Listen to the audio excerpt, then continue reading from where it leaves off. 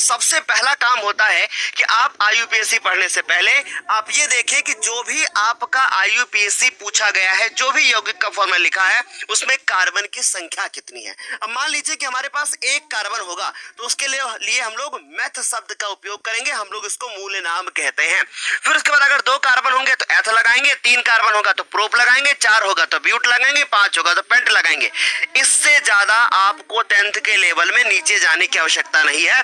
बस आप मेथ, एथ, प्रोप, ब्यूट, पेंट और ज्यादा से ज्यादा आप हेक्स तक आप एक बार अच्छे से लर्न कर लीजिए। और अगर आप चाहते हैं कि बस 2 मिनट में याद हो जाए तो भैया ऐसे याद करना कि methane, ethane, propane, butane, pentane, hexane, याद हो जाएगा। फिर उसके बाद आपको देखना है कि भाई आप 10th क्लास में हो तो टोटल 8 आपको समूह पढ़ने हैं, नवा कुछ भी नहीं पढ़ना है। तो ध्यान से देखो, सबसे पहले आपका एल्केन समूह आएगा। अगर एल्केन आएगा तो हम पीछे क्या लगाएंगे, एन लगाएंगे। अभी मैं सब कुछ सिखाऊंगा कि ये सब चीजें कहां पर अप्लाई करना है। 2 मिनट वेट तो कर लो ना। फिर उसके बाद बात करते हैं एल्कीन। एल्कीन होगा तो पीछे हम लगाएंगे इन।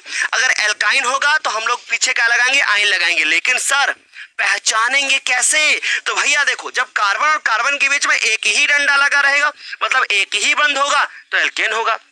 अगर कार्बन कार्बन के बीच में 2 बंध दिखते हैं तो सर हमारा एल्कीन होगा। फिर अगर बहुत ध्यान से समझना कि अगर एक डंडा होगा तो एल्केन होगा, 2 होंगे तो भैया एल्कीन होगा। अगर 3 डंडे हैं कार्बन और कार्बन के बीच में तो इसके लिए हम लोग एल्काइन बोलेंगे कि भैया ये एल्काइन समूह का है।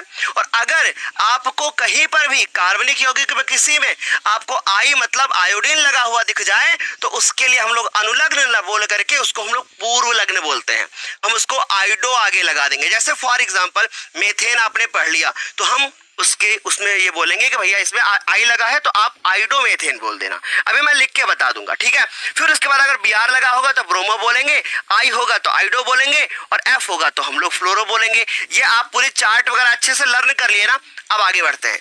अब हम बात करते हैं कि जैसे मान लो आपके पास एल्कोहल समूह होगा तो कैसे, इसका अनुलग्न क्या होगा, ऑल होगा। कैसे पहचानोगे मैं बताता हूं। कार्बन होगा, फिर उससे जुड़ा हुआ आपको OH लगा हुआ दिखेगा और उसके बाद ये आप ऐसे छोड़ दो, है ना। तो भाई सीधी सी बात करें तो भैया हमारा एल्कोहल के लिए OH समूह हमको लगा हुआ मिलेगा। फिर उसके बाद आता है कीटोन। कीटोन होगा तो पीछे हम ओन लगाएंगे, एल्डिहाइड होगा तो अल लगाएंगे, कार्बोक्सिलिक होगा तो ओइक अम्ल लगाएंगे। इनकी पहचान करना बहुत कठिन काम होता है लेकिन हम चुटकियों में सिखाएंगे। देखो कैसे, आप कार्बन लगाइए डबल बॉन्ड के साथ O लगाइए, कार्बन लगाइए डबल बॉन्ड के साथ O लगाइए, कार्बन लगाइए डबल बॉन्ड के साथ O लगाइए। लेकिन अगर कीटोन है तो आप इसके साथ में जो 2 बंध लगाओगे, क्योंकि एक कार्बन के पास सिर्फ 1, 2, 3, 4 बंध ही हो सकते हैं। तो अगर मान लीजिए कि आपने कार्बन के साथ 4 बंध लगाए तो ध्यान रखिएगा ये दोनों जो बंध आप देख रहे हैं यहां पर आपका कार्बन ही जुड़ सकता है, इसके अलावा आप यहां तक कुछ भी नहीं जोड़ सकते हो।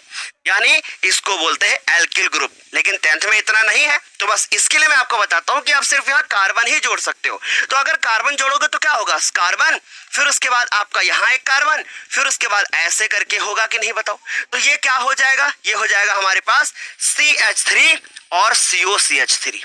सर यहाँ पे 3 आपने हाइड्रोजन क्यों लगाए, क्योंकि एक कार्बन के पास 4 बंध होते हैं, एक बंध हो चुका है, 3 हाइड्रोजन जोड़ लेगा, 4 बंध हो जाएंगे। ठीक इसी प्रकार अगर बच्चों हम बात करें तो इस कार्बन के पास में जो 2 बंध होंगे उन 2 बंधों में अगर एल्डिहाइड है तो आप इसमें H लगाओगे। या आपको तकलीफ हो रही है तो आप इसको ऐसे समझ लो कि आप यहाँ H लगाओगे और यहाँ पर आप कोई हाइड्रोजन भी जोड़ सकते हैं या फिर कोई भी कार्बनिक यौगिक भी यानी एल्किल ग्रुप भी आप जोड़ सकते हैं। राइट, समझ गए ना। फिर उसके बाद बात करते हैं कि जैसे मान लीजिए कि हमारा कौन सा होगा, कार्बोक्सिलिक होगा। तो भैया इसके नीचे हम यहाँ पर OH लगाएंगे और जो हमारा ये बंध खाली रह जाएगा इसमें हम हाइड्रोजन भी लगा सकते हैं और साथ ही साथ में हम इसमें कार्बन भी लगा सकते हैं। अब